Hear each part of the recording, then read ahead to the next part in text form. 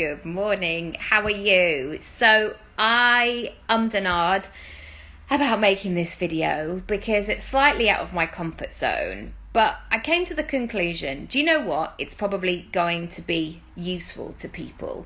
Whether or not you've had a baby, you're thinking about having a baby, you have no intention about having a baby, it's important to talk about money and possibility and walking outside the norm of maybe what society expects. And I am denied about this because, of course, there are so many variables. And I hope when you're watching this, especially if you followed me for a while, especially if you know me personally, I hope that you will know that this is coming from a good place. This is not coming from a place of like, I've just sorted it all, I've got the perfect life, la, la, la, la. Because what I'm about to share may be emotive. And it's interesting because if I had watched this video in 2015, when I had my first child, morning, when I watched my first child, if somebody was talking about money on the internet, I would have found it highly irritating because I wasn't really making any money at all back then. And so I want you to know that I guess I'm sharing this because it's really important to talk about it. And what I share, not all of it is going to be right for everybody, but some bits might be right for you, and some things you might be able to take away and grow your business, and ultimately that's what it's all about.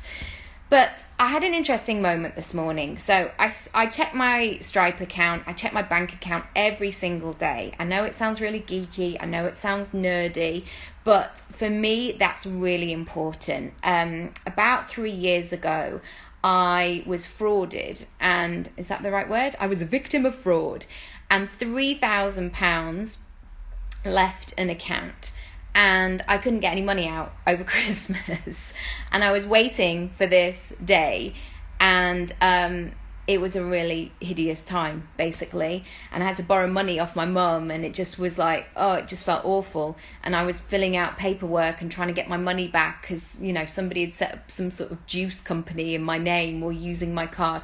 Anyway, that's a long story. So I've made it a habit to check my bank account and my Stripe account, which is how all my digital website stuff comes through, every single day. Sometimes, several times a day. It's a really good habit. I know exactly what's coming in, what's going out. And even as you're listening to this, you might be like, whoa, oh my goodness, I don't do that at all. Absolutely, it's totally fine. But try it, you know, it might be an interesting thing. Anyway, I checked my Stripe account this morning, and it gives me different amounts. So you can track what you've earned over the week, over the month, and you can also do comparisons. So you can see what you were earning this time last year over this particular week. And one thing that I realized when I looked at from December to August of this year versus last year, my percentage, when I first looked the first time, it was up 73%, and within half an hour it had gone up to 517%, and I was grateful and took a moment and was like, wow, how did I do that? What happened? And to give a bit of context to this as well, which I think is, again, really important, is that I was pregnant from November 2018 to August 2019. So that period last year of December to August, I was pregnant throughout. And sometimes there is this feeling like when you're pregnant, like you've got to do all the things, get everything in place. But actually, for a lot of my pregnancy, I didn't really earn very much money because I was really sick for the first 4 months and just wanted to be in bed. And I had a 3-year-old as well. So I was juggling those things. And secondly, I had, I think, over 40 appointments at the hospital with my midwife because we had to have a lot of precautionary checks because bizarrely they thought Luna was going to have, they thought Luna had double kidneys. So we had to go to the fetal unit and we were doing lots of checks. However, since having her last August, this 517% increase has been unexpected, because typically if I'd been in a corporate job, I would have just be coming to the end of my maternity leave. But because I'm self-employed and I know that I can earn more money doing it my way of actually working and doing everything legally, of course, and not claiming that maternity leave, that's a much better way around for me, because I'm not having the faff of like being on the phone to all these people and I know that I can still keep my business running. And so the first thing I want to say, Miranda, you might find this interesting as well. I'm talking about how my Stripe account is 517% up from this time last year. You can go back and watch the rest as well. Okay, so the first thing I want to say is I'm not a super mum, I don't have it all together, and I have help. So I have a partner who is freelance as well, so he's around a lot, so I'm not doing this by myself. My mum lives 50 doors away from me, and my stepdad is very helpful and useful and brilliant and all the rest of it. Also, I was well and my child was well. So that's really important to say as well. And this time when I had my son in 2015, for the first 6 months, I could barely make a sandwich. He was £9.10. I had a 3-day labour, an emergency C-section. It felt like a lot. So having my daughter this time, it was much more straightforward. So I just want to say that from the beginning, because talking about these things can be really triggering, and never do I want to throw shade at anybody else or tell anybody that I've got it all figured out. All I'm doing is sharing my experience, and maybe there might be something from this that you might take from it. I actually feel quite emotional sharing this, but there we go. So, and also I want to show other women. That's really important to me. I want to show other women what could be possible, because you know what? I get so many DMs privately, and the amount of times where I've had people go, hiya, I'm 5 weeks pregnant. I haven't really told anyone. My husband knows, or my partner knows, but my mum doesn't even know yet. But is this going to be all right? Am I going to be able to do this? What's going to happen? And the answer is you will figure it out. Of course you will. These things will eventually kind of reveal themselves in that way. But I want to talk about it because when I decided, and I hoped that I would be lucky enough to have a baby, let alone two, there was always that thing of, it's definitely, that's been my experience for sure. I feel like as women sometimes we can feel like that's it.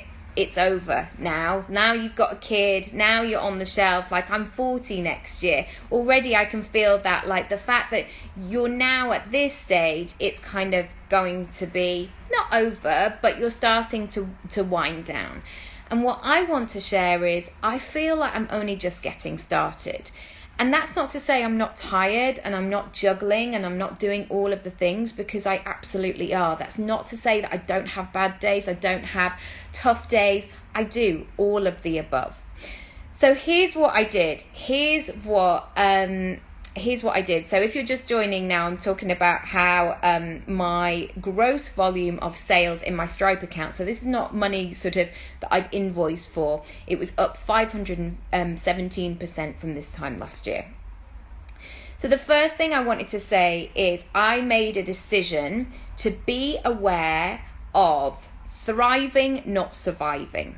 So when I had my son, I was in survival mode, from money, from how I felt, from not having any boundaries, from having loads of people to stay. I was making sandwiches, I was making cups of tea, I was here, there and everywhere, and I didn't feel centered with my son.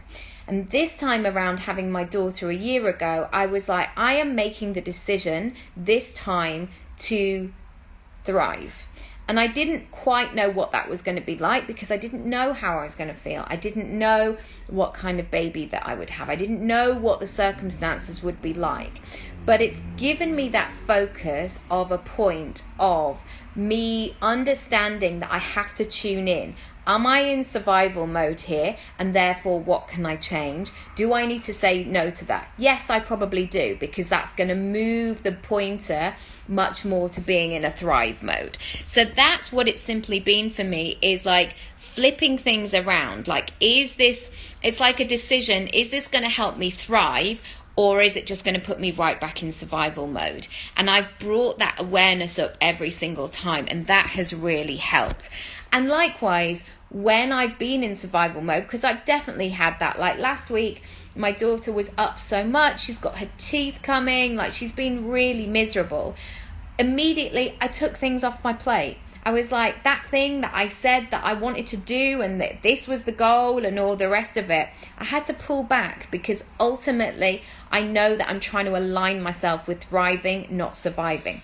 And I've got time. It's all okay. You know, sometimes you have to move the markers, and sometimes you have to go with the flow.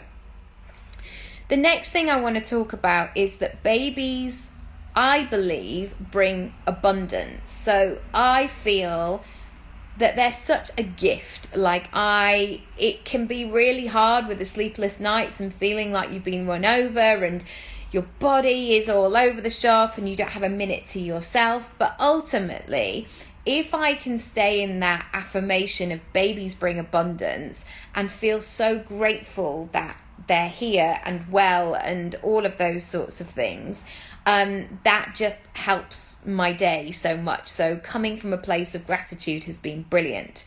But also what I've noticed in having both of my children, despite them bringing abundance, so whether that's financially, happiness, a sense of self, a sense of purpose, reigniting my ambition, they have also brought a sense that I need to release stuff. And that has been ugly at times. That has been, not pleasant. It's almost like I've realized that under my skin, I had old stories, old traumas, old habits, old thoughts, stuff that was bubbling away, stuff that was stagnant, rank. Sorry, if you're having some food, I'm sorry. Almost like things that needed to burst and needed to leave my body, my soul, and it was time for them to go. And you will know, if you've ever done any of this self-development work, going back over those things, it is, I always think, I did a video a while ago, like sometimes when people talk about like connecting with your higher self, you just see the picture of the woman looking like a goddess, and actually it's like a holding on for dear life. And sometimes there have been times where I've literally just had to like let this stuff like leave my body. Why am I thinking about this? This doesn't serve me. This doesn't help. But as you're processing that stuff, it's really tough. So I've had that mix of those sorts of things. But I tell you what, the stuff that I have released, whether that's mental, physical stuff, actual things, when I've managed to get to the other side of that and become really gentle with myself, it's been so refreshing, and it's really reinvigorated me. Actually, it's been very healing. The next thing that I did was I made plans for now. And I think the temptation, especially if you get those days where you have a bit of energy and you're ready to go, is that you're like, right, today I'm going to write my book, I'm going to do this, I'm going to launch my TV show, I'm going to write that thing that I'm meaning to do, I'm going to build an extension on the back of the house, I'm going to do all of these things whilst having a baby, whilst having a 4-year-old at home. And that wasn't possible. I knew in this first year it was about, I guess my aim in terms of that thriving was about consistency. So it was about just kind of continually building on my business and moving forward in that way. And the fact that it's grown exponentially has been a bonus, because in my head, I didn't assume that I would be able to do that, because I don't know why, the stories that people tell, I don't know, your own expectations, all kinds of things.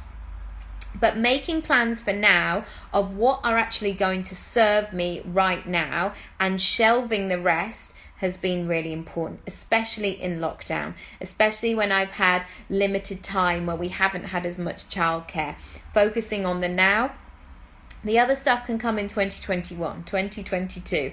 It's all going to be groovy, but what is in the here and now? So that might be a really good thing for you as well, especially if you're feeling overwhelmed, especially maybe if you've got kids at home, you've got other stuff going on. Focus on the now. I invested big time, more than I ever have done in my life in my own business development, and certainly in quite an uncomfortable way. And I'm saying this because I knew that if I wanted to get where I wanted to get to, I needed support, I needed to have help, I needed the tools, because I didn't have time to do all the research. I wanted to watch a video that was half an hour long that was going to tell me the step-by-step, do this, do this, do this, do this, rather than go, right, I've got a fortnight just to explore this. I didn't have that, and I wanted the results. So investing in not only myself allowed me to step up, because also I knew that I was being fresh with my clients, and I was doing it. You know, I've had teachers in acting as well where they're really old school, they're talking about the past, and we did this thing in 1971, and time is, you know, we didn't have the social media or whatever. And I know it can be frustrating sometimes where it feels like the world's moving really fast, and there's definitely times that I look back into history and I go, oh, it was so simple then, or I would love to revisit that time. But ultimately, I know that I don't want to be one of these people who's like, I can't really work technology, I don't really know what to do. I need to be on it, because that's what's going to grow my business and moving forward. So really thinking about what I needed to invest in, and also people who pulled out good stuff in me and who told me that I could do it. That has been absolutely key. I shared a really big goal with my coach, and she was like, it's already done. What are you talking about? You know those teachers, right? Exactly. And she was just like, it's already done. It's totally possible. And I think sometimes what can happen is that if you're spending time in company where people don't understand what you're doing, or they don't get it, or they don't value it, you can come away from that interaction going, yeah, maybe they're right. Maybe I don't know. Maybe it's not possible. And I knew for me that I needed people who were going to go on, Raby, you can do it. Come on, that's right. And that's not about being tough or hard or straight talking. Actually, the approach has been really gentle. It has been sometimes like, you just need to close your laptop tonight and leave this thing and revisit it in the morning. Having a coach can be full of all of those sort of softer things as well. The next thing I wanted to talk about was I've worked less, but I do more of what works. So I work less as in I don't have hours and hours and hours, and I have no ambition to hustle harder, work 18-hour days, not see my children, you know, all this bullshit that we hear on the internet. I'm not interested in that at the time. I was very intentional, and I am very intentional about my parenting. I want to be here for my kids. I don't want them just to see me on my laptop the whole time, or, oh, mummy's working, she's not available. I'm here. I want to be here. I want to be present and connected. Those are really part of my value system. So I knew that I was going to have less time. So it meant that I had to bring that awareness of what is actually working. What am I doing? How am I spending my time? Okay, I've worked on my business for 2 hours today. What have I actually done? Have I created anything? Have I brought on a new client? Have I made a sale? I got really intentional and really into the nitty-gritty of what was going on, and I did more of that. I didn't reinvent the wheel, I just did more of that.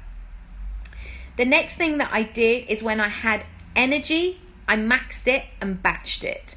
So you will probably see when I make these videos sometimes, although I'm recording this live, you will see me in the same top with the same hairstyle. That's because they are batched. Sometimes if I've got an hour, I can do videos back to back to back, 3 or 4, 5, 6, maybe if I'm feeling sharp, and that's it. They're done. And they can be delivered and people can enjoy them and get value and get the content and get what they need, and that really works with my energy. Likewise, when I have no energy, and there are some days where it's like I just nap all day with my baby, or I do jigsaws on the floor, I don't leave the house. Sunday I had one of those, it was a slow day, as my son always calls them, let's have a slow day today. Perfect, great. We just cooked some food. It was very casual. So it's been really paying attention to those rhythms. The next thing, when I had inquiries, I believed them. So when people said, I don't really know what I want, or I haven't really got any money right now, or I'm not sure I'm ready, I took the stance that I did not want to convince them. So I just said, okay, come back to me whenever you are ready. I once heard this brilliant quote from Amanda de Cadenet, and she said, going back to maybe times of dating, when somebody says, I'm not really ready for a relationship, I'm not looking for a relationship, the best thing that you can do is to believe them.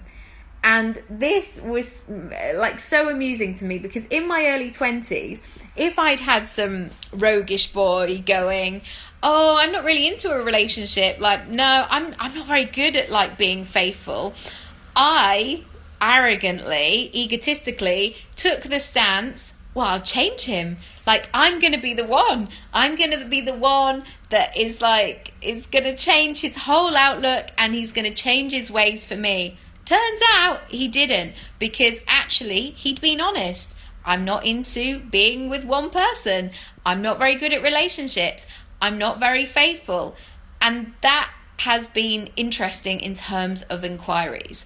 So sometimes I have people in my inbox saying, yeah, I'm thinking about doing this, or I'm not sure, or can you send me the link, or yeah, can you just tell me a bit more? And I can always sense if somebody's serious. So the people that are serious, the people that do what they say that they're going to do, I'm all in. I will give everything that I've got to those people. So it's really important, especially in this time where maybe your time is limited. It's not your job to convince people to work with you. I've made another video about this, so you can go back and have a look if you like. The next thing that I did was I have a range of products, and that has been really key. Not only from being able to serve in lots of different ways, and again I spoke about this in yesterday's post, I believe, where I was saying that a lot of the clients that I have been my clients for a long time, or there are some clients that I've worked with and they've bought every single thing that I've ever done because they like my style, they like my way of working, etc. And hello if you're just joining. And having a range of products, it really works well for the way that I like to work. And I know some people, especially coaches, they might say, just get 10 people, charge them 10 grand, and you're done. Well, the thing is, I always feel like in order for somebody to pay you 10 grand, for example, there needs to be some kind of nurturing or process or things like that, or even the amount of leads that you would need to secure 10 clients. That is sort of a different way of working. However, what I've been able to do with my products and services is that I've been allowed to that's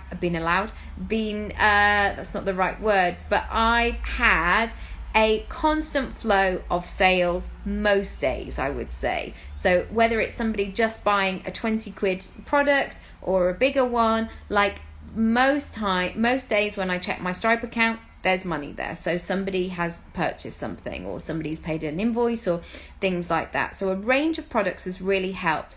So when I have a conversation with people, if somebody says, I can't afford to work with you for 6 months, but I really need what you have, and I really want this, and I like your style, great, where are you up to? What can you purchase? So I guess from the outset, it's taken me a while to get to a stage where I've built these things up, because, you know, this has not been an overnight success. Let's just be clear about that. But now that I've done them, they now work for me and they deliver again and again. The next thing that I did is I showed up imperfectly. Yeah. Sometimes when I look back on things, I had to delete some stuff from my stories the other day, and I was like, oh, that's interesting. Haven't really done up my bra there. Brilliant. Or when I'm out running and I look rough and I've got no makeup on and I've just woken up, or somebody was like, oh my goodness, you're always in pajamas. Yeah, sometimes I am, but it's been about showing up imperfectly. And I think sometimes the temptation is to wait until you have that full hair and makeup situation. And life's just not like that with a baby sometimes. And sometimes, especially, and Luna's sleep pattern is still not necessarily, I thought it was established. This is what they do. They pull you in. They're like, oh, we've got this now. We've got this sleep thing. She had a few nights where she slept through the night. I was like, all right, we're done. This is great. Because my eldest didn't sleep till he was 3.5 through the night, ever. So, yeah. And then, of course, it all changes again. And you're left going, I'm not really sure what we're doing, what's happening. So there have been times where I need to show up imperfectly, because I said that I would do this thing. And sometimes she's been asleep on me. Fine, no problem. But I think this thing of waiting until I'd lost the baby weight, or until I had the new perfect wardrobe, it's not been a possibility.